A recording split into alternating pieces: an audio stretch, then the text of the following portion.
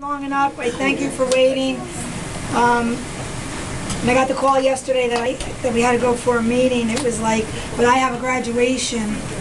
And the first thing when I walked in the door was, I have to be up there by 12:30, 1 o'clock, because I have an important graduation.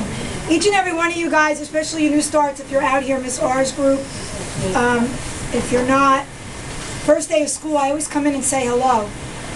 And welcome everybody and say hello. It happened that Tim and I'll say Tim, never call him Tim, we met before he became a student.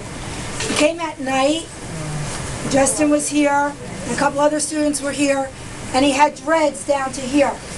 And they were blonde. And he had these beautiful blue eyes. And I said, what beautiful blue eyes you have. Hazel.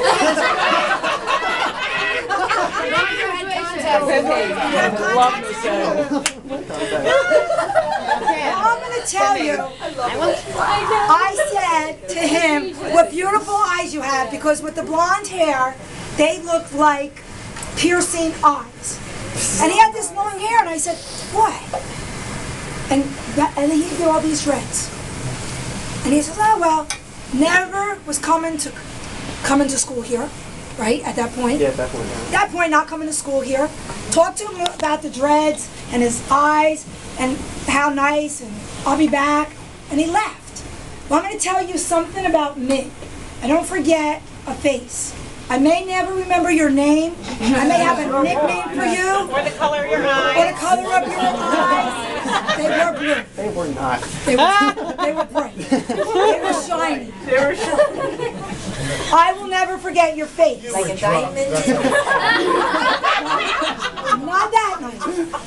I looked over, and when he walked in Miss R's room that day, or his first day of school, I looked over and I was like, I know him. I know him. Didn't know where, didn't know when. And he goes, don't you remember me? And I'm going, I do, but where? Like, I gotta tell you, I'm doing hair a few years. I'm saying, did I ever cut his hair as a kid? Where do I know him? Do I know him from a shop? Do I know him from sales? Do I know him from platform work? Where do we know him from? And it drives you crazy if you ever seen somebody you know and don't remember. And all of a sudden he said, I came in that night and I had dreads. You're dreads? You are dreads?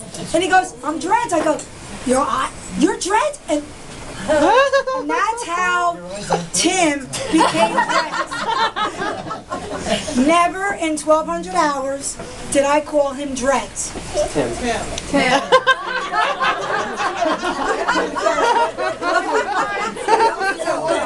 I've never called him Tim. A few days ago, I said to him, Timmy, and I would even call his name Dreads in attendance.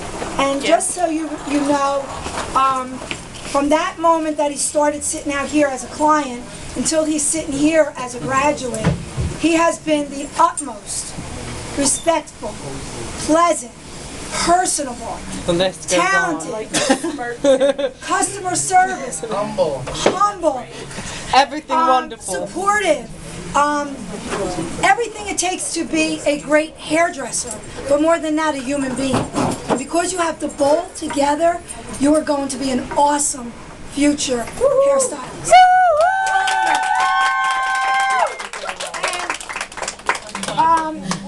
I always say to him, we're going to go to Florida and open up Jersey and Dreads.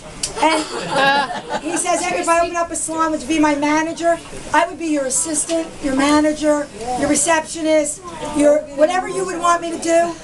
Because I got to tell you guys, if you're sitting on that side right now or you're a client, this is somebody that you either had to do your hair, want to be like as a student, or want to be as a professional. And with that, I would love for you to come back someday and give what you know in people's service alone to fellow people, because that's what we do and that's what we want for you. I usually don't get upset during graduation, so I'm out on this one because it's bittersweet. I met his grandma. Grandma was wonderful. Mom, family, friends. It says a lot about who he is. NL.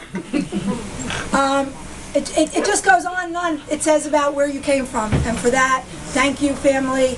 You've raised a beautiful person here, and when we see someone like that, it touches our heart. So this is for being one of a kind.